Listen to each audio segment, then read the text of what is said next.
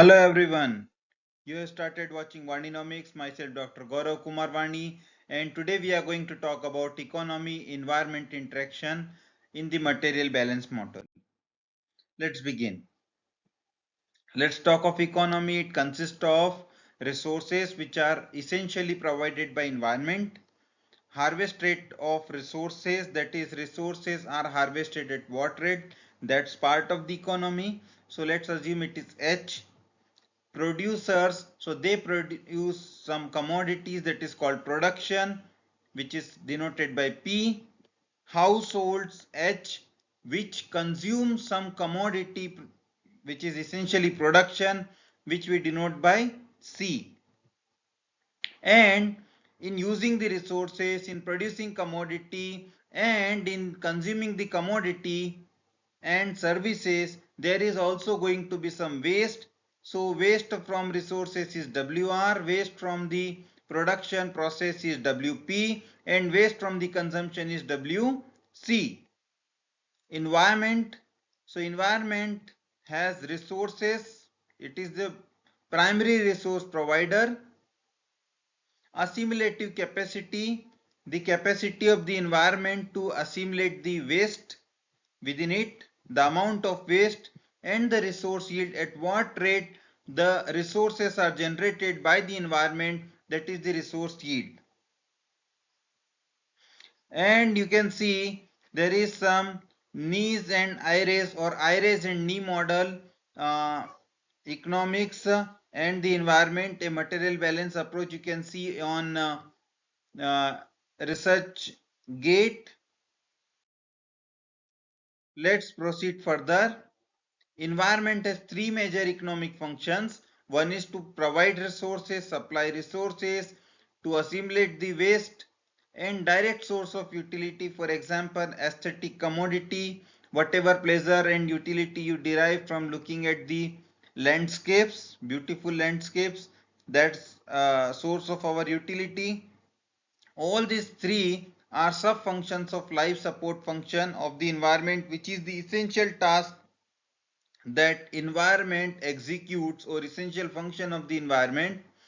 Economists assign positive economic value to each of these functions, or positive economic price to each of these functions, and to overall function of the environment, that is life support system to us.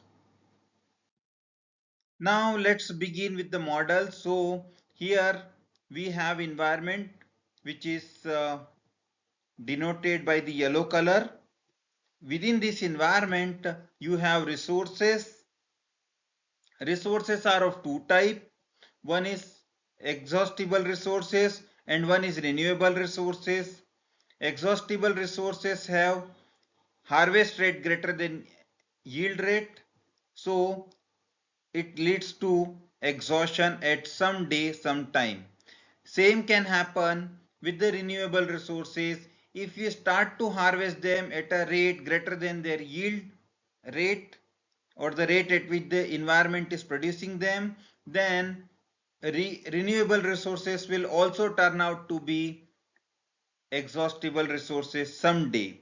There is also a greater possibility that harvest rate is less than the yield rate of the resources, and these will make them sustainable.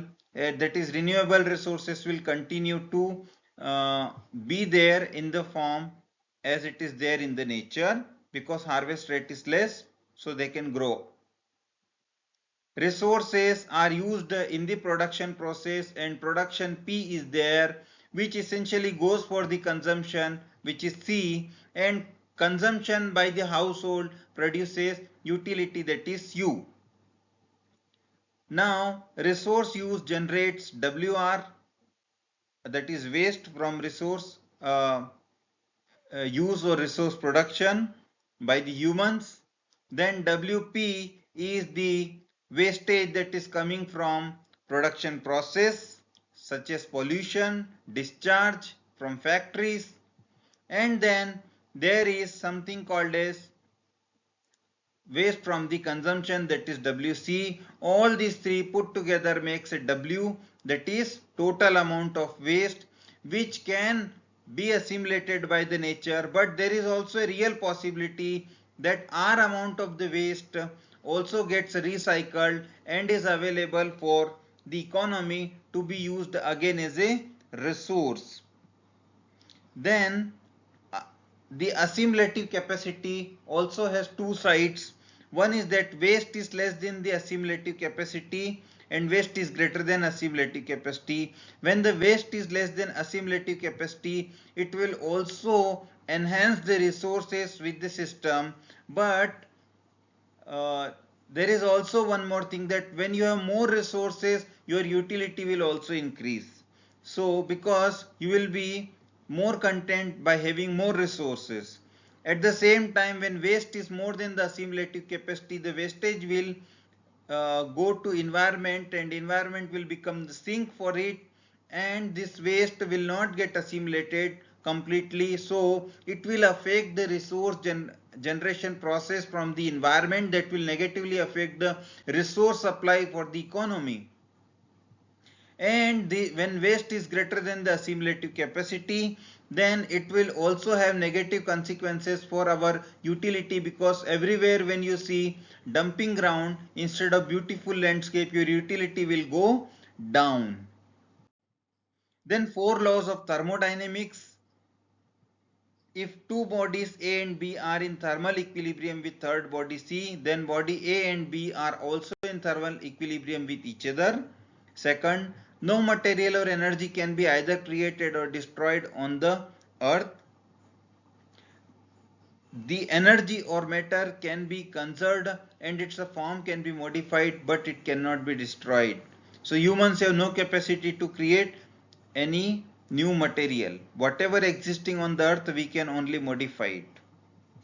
If any spontaneous process is there, there is always increase in entropy of the universe. What is entropy? Entropy is measure of disorder in the universe. So entropy of isolated system always increases. The entropy of perfect crystal at 0 degree Kelvin, that is absolute zero temperature, is 0. The energy of a system approaches a constant as temperature of the system approaches absolute zero. So these are the four laws of thermodynamics. One by one we'll see. No material or energy can be either created or destroyed on the earth. What is implication for our environmental economics? Even after burning waste, we can change the form of the waste, but we cannot remove waste from the earth. That is, if you burn the waste, then you can create CO2, SO2, but CO2 again is a waste. SO2 again is a waste. So waste can be transformed into some another thing, but it cannot be destroyed or removed from the earth by burning, decomposition, or whatever you try. So there was a famous economist, Kenneth Boulding. He wrote an essay, The Economics of the Coming Spaceship Earth, in 1966. Then he conceptualized that if you are on a spaceship, your oxygen supply is limited and your resources are limited. So essentially,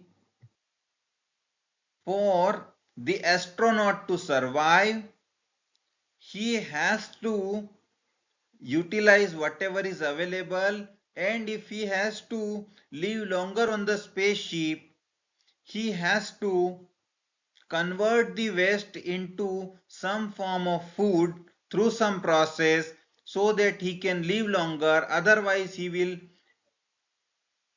be short of the food supply and eventually die.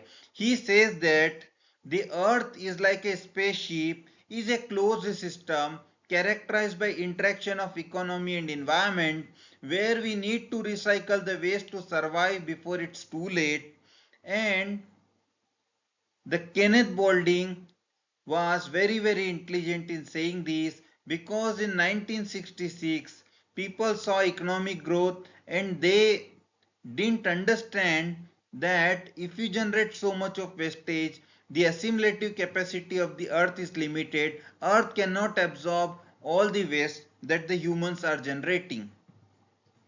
So We have to conserve resources and we have to do minimum wastage. This is what the first thing we can learn from laws of thermodynamics.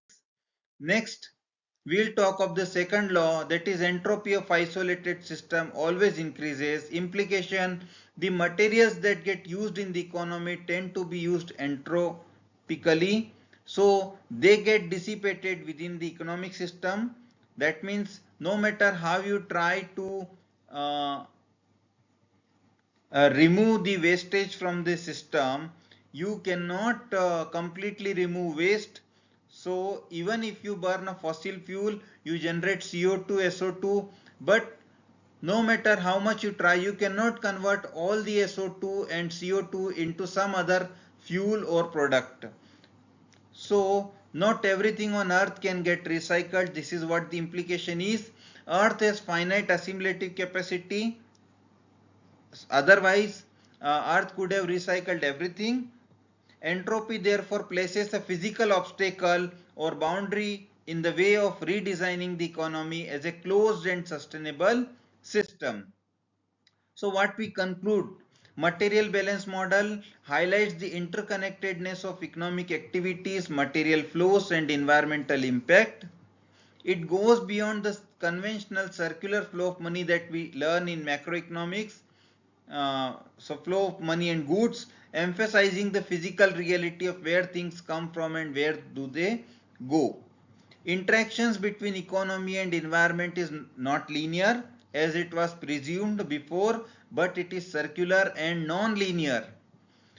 Working of economic system doesn't guarantee that life support function of environment will persist.